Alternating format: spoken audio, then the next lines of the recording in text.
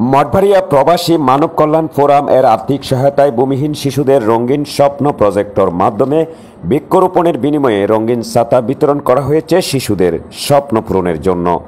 স্বপ্নের মুক্তি ফাউন্ডেশন উদ্যোগ নিয়ে মঠবাড়িয়া প্রবাসী মানব কল্যাণ ফোরামের প্রতিষ্ঠাতা chairman M A Rezaul Karim মিরাজের সাথে যোগাযোগ করে তাকে জানানো হয় রঙিন স্বপ্ন প্রজেক্টর মাধ্যমে ছাতা বিতরণের উদ্যোগ নিয়েছে।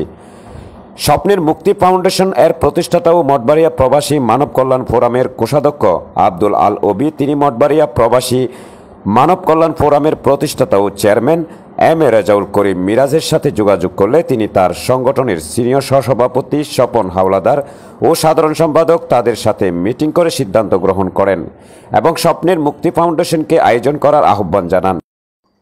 শিশুদের রঙিন স্বপ্নের প্রজেক্টরের মাধ্যমে বৃক্ষরোপণের বিনিময়ে শিশুদের মাঝে রঙিন ছাতা বিতরণ এর আয়োজন করা হয়। বৃহস্পতিবার 2 এপ্রিল বিকেল 3টায় মঠবাড়িয়া বড় মাসুয়া আশ্রয়ণ প্রকল্পে ভূমিহীন সুবিধাবঞ্চিত শিশুদের মাঝে বৃক্ষরোপণের বিনিময়ে ছাতা বিতরণ করা হয়।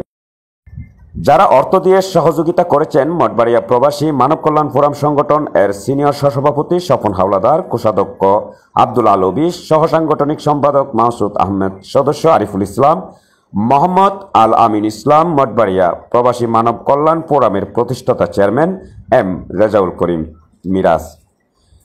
সংগঠনের সিনিয়র সহসভাপতি স্বপন হাওলাদার জানান, এই ধরনের উদ্যোগে সবসময় আমরা পাশে থাকার চেষ্টা করব। সংগঠনের কাজ সবসময় চলমান থাকবে। পরিবর্তন করার জন্য যে একটা বাচ্চা যখনই এই ছোট বয়সে যেটা শিখাবেন ওরা এটাই কিন্তু শিখবে। তো আমরাও চাচ্ছি যে একটি ভালো কাজ ওদেরকে উপহার দেব, এটাই মনে করেন আগামী প্রজন্মকে ওরা এটা ওদের কাছ থেকে শিখবে। তো বাচ্চাদের কোমলমতি যে ওদের একটা ব্রেন থাকে, ওদেরকে যা বলবেন তাই ওরা শুনবে। আর আপনারা এখানে যারা আছেন অনেকেই কিন্তু দেখা যাচ্ছে যে নিম্নবিত্ত মধ্যবিত্ত এরকম ফ্যামিলির, তো আপনারা অনেকেই হয়তো চিন্তা করতে পারেন যে আপনার ছেলেদের পড়াশোনা করাবো না, কিন্তু ছেলেটাকে পড়াশোনা করান, মেয়েটাকে পড়াশোনা করান, এর বিকল্প কিন্তু কিছুই নাই। অনেক জায়গায় দেখা গেছে ছেলেরে ফালাই গেছে, মেয়েকে ফালাই গেছে, মা চলে যায়, বাবা চলে যায়। মূল পিছনে কারণ যদিও একটি অর্থনৈতিক সমস্যা, কিন্তু নিজেরা একটু কষ্ট করে চলবেন,